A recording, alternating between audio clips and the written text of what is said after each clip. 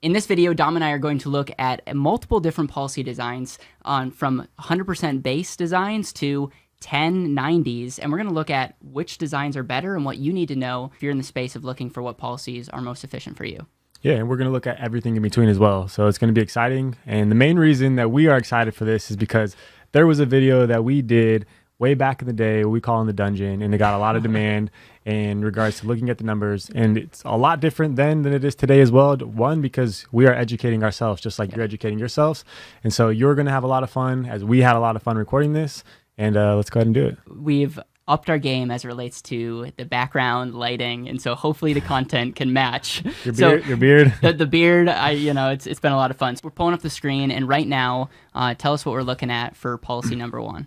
All right, so policy number one, we're looking at an all-base policy, and just so you are aware, this policy is going to be focused around death benefit. So the two columns we're going to pay most attention to is going to be death benefit here, which is total death benefit, and the other column is going to be total cash value here. When we have an all-base, 100% base policy, the main goal for that individual is death benefit. Okay, so I'm a firm believer that this policy isn't better or worse than any of the other policies we're going to show you. This policy is just specifically for somebody who wants a permanent death benefit and to get as much death benefit as possible. If you come to us and say, hey, we want a cash-focused, heavy, early liquidity policy, well, this is not for you. This is a policy that's going to give you $0 of cash value in your first 2 years. And we start to look at our break-even point in investment world, insurance world, and break-even essentially means when I have more cash value than I put into the policy, you're going to see that right around year 12, $624,000 of cash value, and you've inserted $600,000 of your actual premium dollars.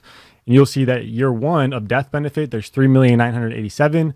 And at that break-even point, there's $4,299,000. So when we're looking at this policy, I'm not telling you right now that this policy is bad. I'm just saying, hey, if your objective is all cash and you want it to have liquidity, this has no PUA. PUAs goes directly to cash. This is not the policy that you want. Yeah. So and also typically this is the highest commission policy that people would get for setting this up. And also when people like Dave Ramsey and others out there saying life insurance is a terrible place to put your money, you can see like, Dom, we're year 3, we've put in $150,000 and we finally have $25,000 to show for it. And you could see like, wow, that's horrible. On the flip side, the devil's advocate could say, Caleb, look at 12 years, look at 20 years in. You have more money than what you've put in. You have a permanent death benefit that's ever increasing. This could be a bond alternative, a volatility buffer. There's many people that could look at this and say, this accomplishes exactly what we need to accomplish. And so I think, again, we need to look at both sides, but I'm with you from a standpoint of early flexibility, cash value growth, not the policy that would accomplish those things. Yeah, and when Caleb says flexibility, flexibility is going to be around how much premium you are required to contribute on a yearly basis.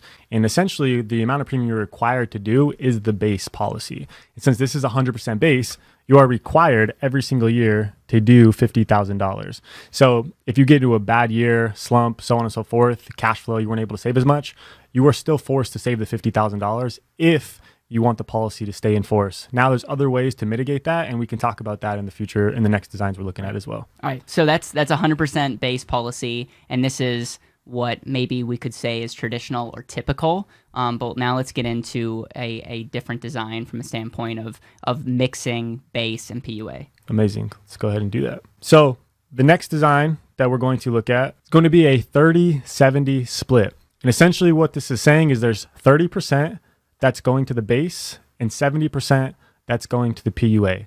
And so when we're looking at these, I'm going to share with you real quick that the 30% is a conjunction of the base and a term rider. So there is term riders that are involved when some of these policies.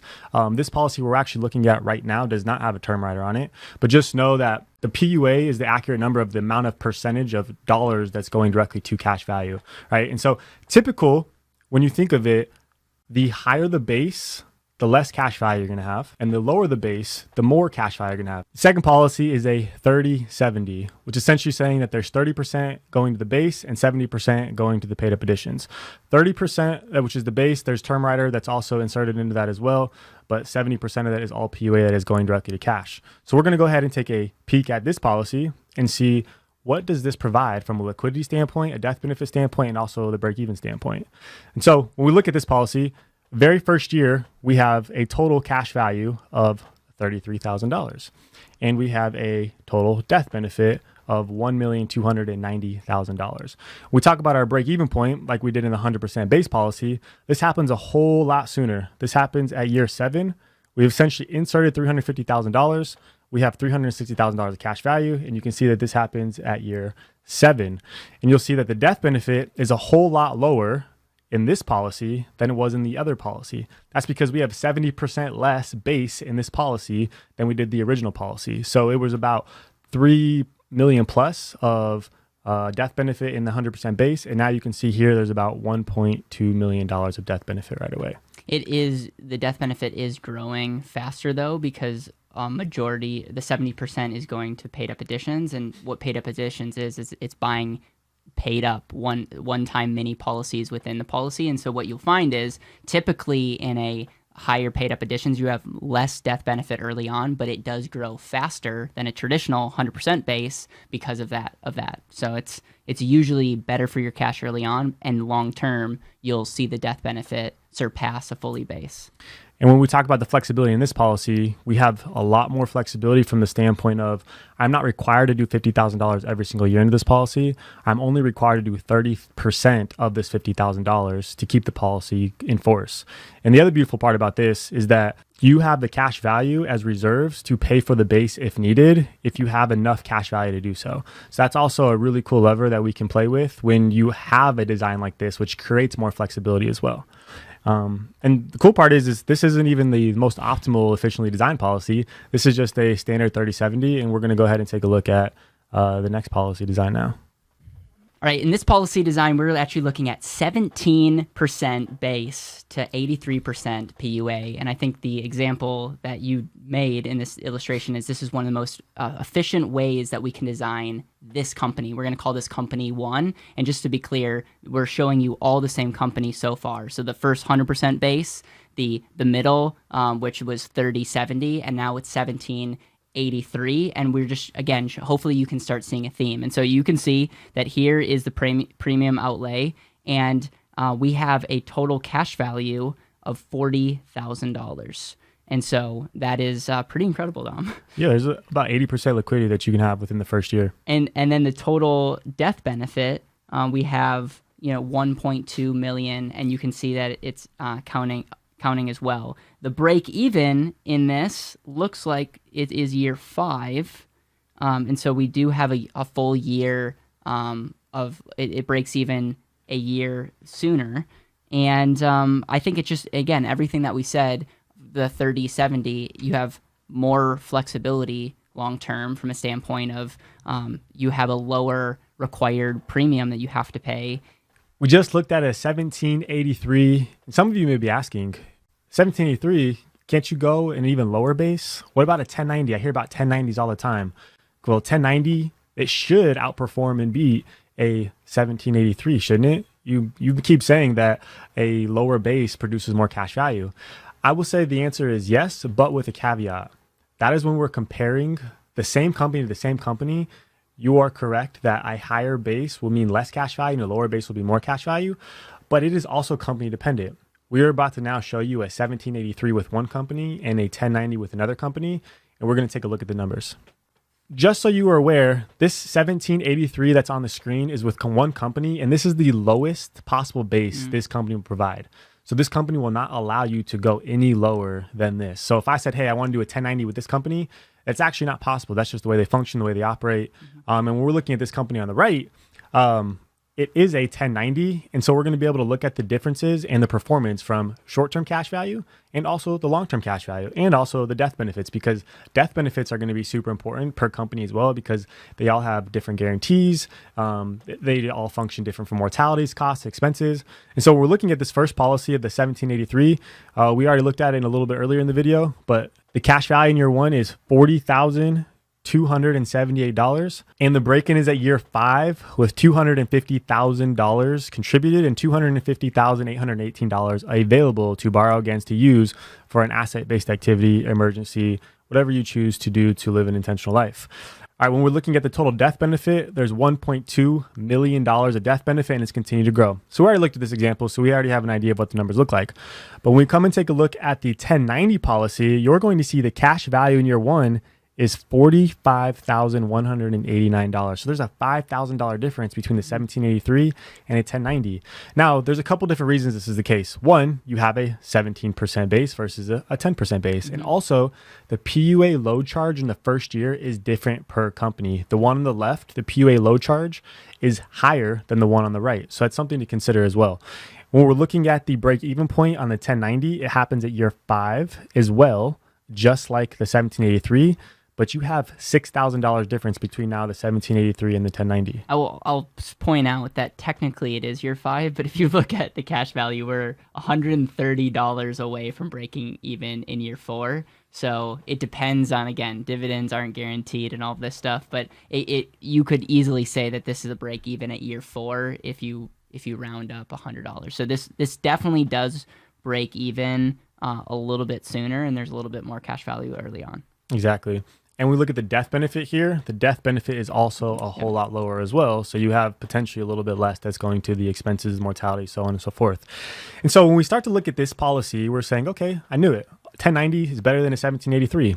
Well, if your whole goal is to maximize as much cash value up front to the T as much as possible, yes, the 1090 will outperform it. But we start to look at the long-term performance and we start to say, okay, I want a well-balanced policy. I want something that does really well up front and also something long-term. Mm-hmm. Let's see how this policies perform and match up against each other. Let's start to take a look at year 10. Year 10, you have a total cash value of $600,000 in the 1783. And then in year 10, you have a total cash value of $581,000. We have already surpassed the 1090 from the 1783 at year 10. And then when we start to go even longer and we want to take a look all the way to year... And the death benefit is 2.5 over here, and the death benefit over in this policy is 1.8. So that's a $700,000, or about $700,000 difference right there. $700,000 difference in death benefit and a $20,000 difference in cash value. And when we start to look at the long-term performance of both of these policies, we'll just go to where we're paying the maximum PUA, which is year 20, which is age 55 for this client. This is a 35-year-old individual that's starting. Cash value of 1.6 and death benefit of 4,151,000.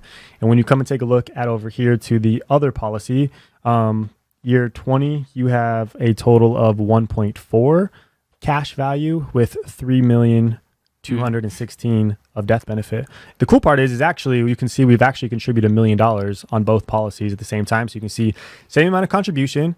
Yep. Death benefits are drastically different. There's about $1 million difference in death benefit. And there's also about, $150,000 of cash value that's also different. So when you hear someone say that a 1090 is better, if we were comparing this policy, the 1090 to a 4060 with the same company, we are just about to actually do that, the answer would be likely, spoiler alert. And if we look at the 1783 versus the 90 with two different companies, it just depends. And so I don't want to say it's black and white and it's 100% that the lower the base means the higher the cash values. That's not always the case. A lot of it is company dependent, age, design, all these different factors that we always like to say.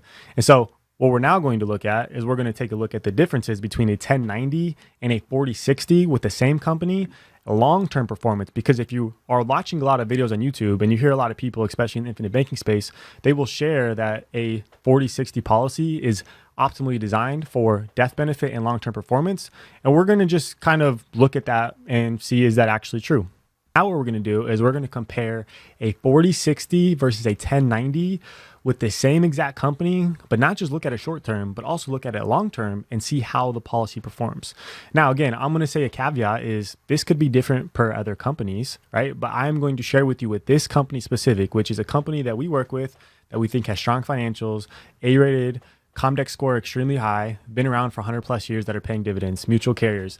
These are all the characteristics that we want when we're looking for companies, and this is one of them. And this is going to be massively different than another company like we just proved when we looked at the 1783 versus the 1090 example right before this. So let's go ahead and look at the numbers. We're looking at year one from the 4060. Right off the bat, we're going to look at year one, and you're going to see that there's a total of $35,037 of cash value in year one of the 40/60. In year one, you're going to see a $45,189 of cash value. It's a $10,000 difference in cash value when we're looking at this policy from a 40/60 to a 1090. Think about this. That is a lost opportunity cost of what you could use your dollars for something of greater value in your business, purpose, real estate, whatever it is that you find value of. Now, when we look at the break-even points, you'll see that at year 8 is when that happens. There's $409,000 of cash value, and you've contributed $400,000. And when we start to look at the 1090, we already looked at this when we compared the other examples. There's $250,000 contributed with $256,000. So it happens 3 years later when we're looking at the 40/60 versus the 1090. Also, something to point out though is that the death benefit year one is $897,000 with the 40/60 and $847 when it comes to the 1090. Now, something that's important to point out is the death benefit will surpass on the 1090 the 40/60 in year 5. So year 5 on the 1090, you see that we have 1.294, and on year 5 on the 40/60, we have 1.259. So really, the 40/60, if we're trying to play devil's advocate, the only benefit short term that this gives you is a little bit extra death benefit in the first 4 years. So if you're going to die in the first 4 years, this 40/60 is ahead. And I have another point that I'll make at the end, where another reason where we could make the argument for the 40/60, but overall, you have earlier cash value. It seems like you have better growth, and then the death benefit after year 5 is higher in the 1090. Yeah, exactly. And when we even look at year 20, which is essentially the last year for the 1090 that we're relatively putting in the full amount, you'll see that there's a 14,84482 of cash value. And then when we look at the 40/60, there's 1,419. So there's already a $70,000 difference now when we're looking at the long-term performance of the 1090. And if you go even longer, which is year 68, you say, okay, it's got to work now. The 40/60 has to have more cash value because I've contributed way more money into it, right? And so you can look at the contribution column, which is here, the cumulative column, which is at the very bottom, 1.25999 that you've put into the 40/60, and the amount of money we've put into the 1090 is 1,198,000. Remember, cumulative premium here is what we're looking at, cumulative premium column here. The difference in regards to cash value is the 1090, there's 2.8, and here in the 40/60, there's 2.7. So there is a $70,000 difference in cash value, more so in the 1090, and you've also contributed about another almost $60,000 less of actual cash value as well. So when we're looking at efficiency, you can see that a 1090 becomes a lot more efficient than 40/60 from the short term and also from the long-term cash value. And when we look at the long-term performance and the death benefit, there's $3.9 million of death benefit, and there's $3.88 million of death benefit when we're looking at it at age 68. Yeah, I think to play devil's advocate on this, what many people will say is if you do a 40/60, you give yourself the ability to pay larger contributions for longer. And you just showed in this example, in the 40/60, you paid a total of $60,000 more premium, and the cash value is still less. The death benefit's still less. Now, is it true that in a 1090, what you could do is we could pay the higher premiums longer, but is it fair to say that the cash value efficiency would drop a little bit because we'd be adding a term rider on there? Yeah, just slightly. We would, instead of having a 20-year term rider, put on a 30-year term rider to allow us to pay the PUA all the way out to 30 years instead of 20. So Dom, in wrapping this up, why do you think this is a debate? Why do you think there's a lot of pushback? And I think it could be what we just showed in the earlier example. You take a different company, and we just showed where it's like, hey, almost a 1783 in most cases was better than the 1090, but we're dealing with two separate companies that illustrate different, and so you could play apples to apples there, but overall, if you have one company that you believe in, we have not seen where when you increase the base long term, your death benefit or cash value get better. And if there's good examples out there, I think Dom and I would be the first to say, please bring them. We want this channel to be everything life insurance and to really educate that. But in doing our research and with the many companies we're contracted with, we just haven't seen that be the case. Yeah, and we're huge fans of also knowing that you're an entrepreneur, real estate investor. You like the flexibility as well in case something happens. And with this higher base policy, you are required to do $20,000 per year regardless of what happens. And in this one over here, you have $5,000 that you're required to contribute to the policy. And so we just want to do essentially what's best for you that's watching. And if you feel like you look at this video and you say, hey, I want the 4060, I promise you we'll sell you the 4060 as well, as long as you agree that that's exactly what it is that you want.